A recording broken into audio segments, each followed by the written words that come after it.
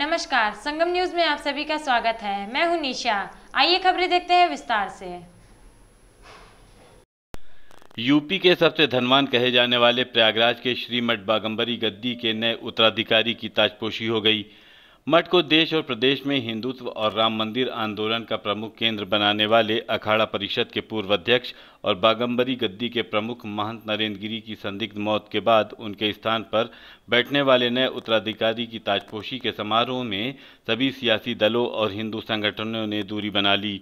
अखाड़ों के पदाधिकारियों और प्रतिनिधियों की मौजूदगी में आज बलबीर गिरी को मठ की चाबी सौंप दी गई। लंबी जद्दोजहद के बाद आखिरकार यूपी के सबसे धनवान धार्मिक मठ प्रयागराज के श्री बागंबरी गद्दी के नए उत्तराधिकारी को मठ की चाबी सौंप दी गई। लेकिन इस समारोह में सभी सियासी और प्रशासनिक हस्तियों ने खुद को दूर रखा। हरिद्वार के बिल्केश्वर महादेव मंदिर के दिगंबर संत महंत बलबीर गिरी को मठ बागंबरी गद्दी के नए उत्तराधिकारी के तौर पर ताजपोशी कर दी गई। निरंजन नहीं अखाड़ा के आचार्य महामंडलेश्वर स्वामी कैलाशानंद ने उनके नाम का ऐलान करते हुए कहा कि सभी अखाड़ों की मौन सहमति और अखाड़े की परंपराओं के साथ दिवंगत महंत नरेंद्र गिरी की अंतिम इच्छा को देखते हुए बलबीर गिरी की ये जिम्मेदारी सौंपी गई है। पूज्य नरेंद्र गिरी जी महाराज के अत्यंत प्रिय पंचायती श्री निरंजन जी अखाड़े की कुशल व्यवस्था संभालने वाले पूज्य रविंद्रपुरी जी महाराज, हमारे जगत गुरु शंकराचार्य मेरे पूज्य गुरुदेव राजराजेश्वरानंद जी महाराज, राजराजेश्वर आश्रम जी महाराज, और यहाँ भारत ही नहीं अपितु देश विदेशों के सभी महापुरुष जो अखाड़ों से परंपराओं से संबंध रखते हैं आज इस मंच पर विराजमान है।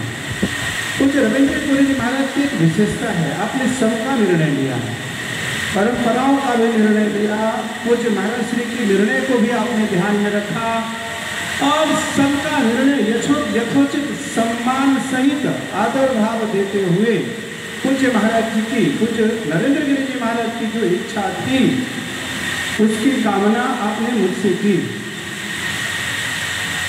मुझे बहुत अच्छा लगा आचार्य होने के नाते। ताजपोशी के ऐलान के बाद मठ के में बनाए गए भव्य पंडाल में नए उत्तराधिकारी महंत बलबीर गिरी की चादरपोशी की गई। यहाँ भी खुद स्वामी कैलाशानंद ने उनकी चादरपोशी की। इसके बाद सभी अखाड़ों के साधु संत बारी बारी से मठ के नए उत्तराधिकारी को चादरपोशी करने पहुँचे। चादरपोशी की रस्म के बाद मठ के नए उत्तराधिकारी बलबीर गिरी ने दिवंगत नरेंद्र गिरी की समाधि पर जाकर माथा टेका और गुरु के अधूरे मिशन को पूरा करने का संकल्प दोहराया।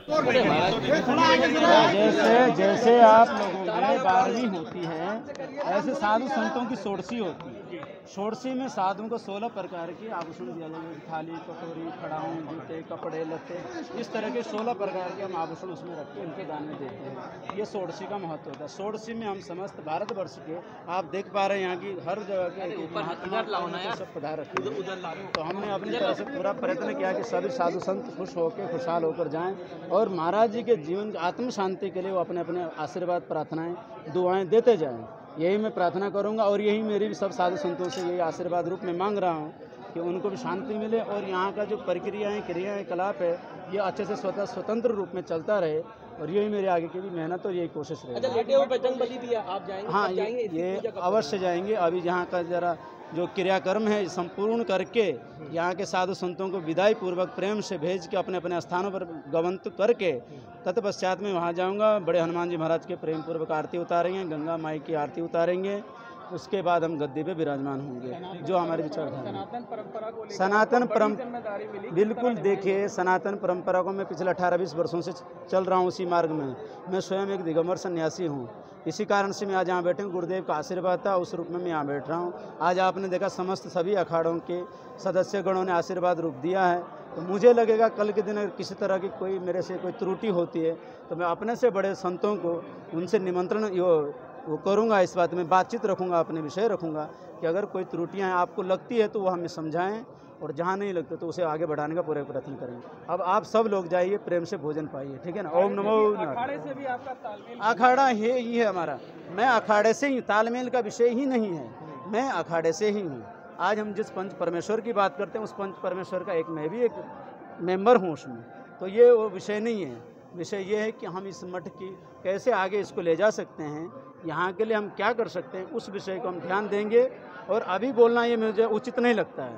मुझे लगता है कि साल भर के बाद जब आप लोग फिर मिलें मुझसे, आप देखेंगे कुछ क्रियाकलाप हुए, बढ़े इस ओर, तो इस विषय पे मैं कोशिश करूँगा। मेहनत मेरी यही रहेगी। ओम नमो नारायण। इस पूरे आयोजन में सैकड़ों वीआईपी लोगों के साथ 10,000 से अधिक लोगों को न्योता दिया गया था, जिसमें देश के प्रधानमंत्री से लेकर मुख्यमंत्री योगी आदित्यनाथ शामिल थे। लेकिन पूरे आयोजन पर सभी सियासी पार्टी और नेताओं से लेकर मंत्री तक ने सबने दूरी बना ली। यहां तक कि नगर निगम की मेयर अभिलाषा गुप्ता नंदी तक यहां इस खास दिन पर नहीं पहुंची। प्रयागराज का जो मठ हिंदुत्व और राम मंदिर आंदोलन के चलते वीआईपी नेताओं का केंद्र बन गया था, आज उसी से इन्हीं सियासी हस्तियों और हिंदू संगठनों ने दूरियां बना ली। समाजवादी पार्टी के उत्तर प्रदेश के अध्यक्ष नरेश उत्तम आज प्रयागराज के महेवा इलाके में पहुंचे।